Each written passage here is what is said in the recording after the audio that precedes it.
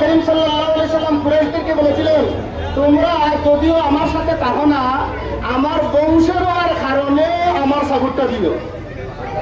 কুরাইশদেরকে যেভাবে নবী করিম সাল্লাল্লাহু আলাইহি সাল্লাম বলেছিলেন, আমি আপনাদের কার চাচা, এটা হাসানা নিসা খের মন্ডলে দাদাও, দাদার নাতি নাই কেউ না, খের চাচা, খের দাদা, খের বাতিজা, এর নিচে না মন্ডল আমরা নানা যারা দাদা যারা এরা নাই লেখো, দাদার পর্যায়ের নানার পর্যায়ের এরা না।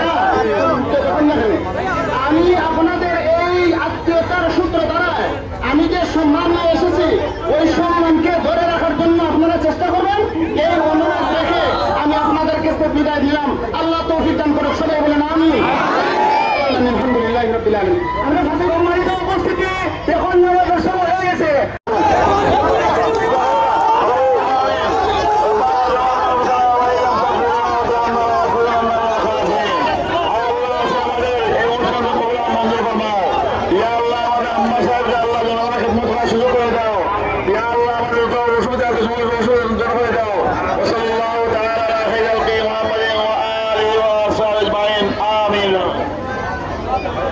আরে আমাদের কোনো প্রতীক আছে?